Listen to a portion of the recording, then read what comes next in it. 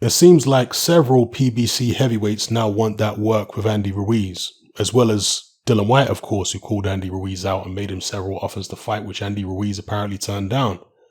But now you've got people like Luis Ortiz who have been calling Andy Ruiz out. Ruiz said that he would like an easier fight before he steps in there against the Luis Ortiz. Is Dominic Breazeale an easier fight in the mind of the Destroyer? Because Breazeale's calling Andy Ruiz out as well. Now, Ruiz has probably never had this level of interest in terms of prospective opponents because of the fact that he has that win over Anthony Joshua. Really and truly, he is the number 2 heavyweight with PBC right now, Andy Ruiz. And of course, he is the only PBC heavyweight who's held more than one world heavyweight title at any one time. So he's become a little bit of a commodity. There was a decent fan base that built up for Andy Ruiz, particularly following the AJ win. And yeah, he's still somewhat got a target on his back. People thinking they can maybe get in there with Ruiz and do a better job than AJ did. Maybe outpoint him more conclusively or stop him. So yeah, interesting what Ruiz's next move is going to be and who he decides to fight. Personally, I think that a Breazeale fight would be great for Andy Ruiz because Breazeale is slow as molasses. He's a big guy. Andy Ruiz is in a division full of giants. And if he intends to fight the likes of Deontay Wilder, Tyson Fury, Anthony Joshua maybe again, then Breazeale would be good target practice. I think Andy Ruiz would beat Dominic Breazeale. Breazeale can punch and he's tough, but we've seen him go down in several fights. We saw him get knocked out in spectacular fashion in one round against Deontay Wilder. So I have to imagine that Ruiz will probably be able to hurt Dominic Breazeale as well. I don't think Ruiz can punch the way AJ and Wilder can, but he's certainly faster than both of those guys, and he likes to mix it up. It's not like Dominic Breazeale is going to be able to go anywhere. Slow as molasses. Ruiz is going to have an advantage in terms of hand speed and probably foot speed as well. That's how slow Dominic Breazeale is.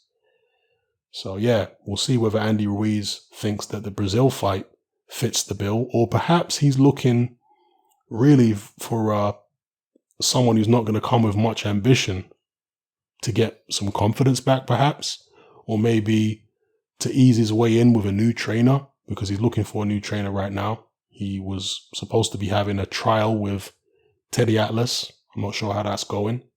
So maybe he's looking for a fight where he can just try out the new trainer, basically, and see how the new trainer performs as well as how he performs himself. So, yeah, just a little news there on Andy Ruiz being called out by Dominic Breazeale and previously called out by Luis Ortiz. How do you think he would fare against either of those guys? I think personally, Andy Ruiz on form, in terms of the form he was on against AJ or even against Parker, I think he beats both of them. I do think the Ortiz fight is a lot more tricky, simply for the fact that Ortiz is a southpaw and he's certainly more skilled than Dominic Breazeale. Let's be real. Not very fast himself at this stage, Luis Ortiz, but still quicker than Breazeale. Southpaw, can punch a bit, awkward. And when it comes to southpaws, you've usually got to fight a technical fight. That's what you tend to find. And if you're not a technical type of fighter, if you're more of a brawler or a pressure fighter, they tend to struggle more with southpaws than, rangy boxers do. Generally speaking, they tend to struggle more. I mean, Marcos Maidana was a very rugged, tough pressure fighter who gave Mayweather trouble in both fights. But against southpaw Devon Alexander, he got beaten out of sight by Devon Alexander of all people. Alexander beat the brakes off Maidana in that fight. Maidana just couldn't get to grips with the southpaw style and the combinations. He just couldn't get to grips with it. Because pressure fighters tend to fight more square on. And southpaws love that. Yeah. I do feel, just thinking about it off the top of my head, that pressure fighters tend to do better against orthodox guys than they do against southpaws.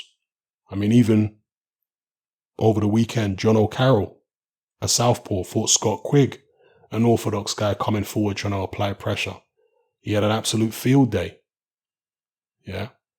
So I do think that Andy Ruiz would have more issues and trouble against Luis Ortiz, trying to come in and all that kind of business. I think Ruiz might have to maybe get to Ortiz later on in the fight, because he is an older guy. He's been stopped a few times now. As Ortiz slows down, maybe Andy Ruiz can up the heat and take him out late, wear him down, take him out.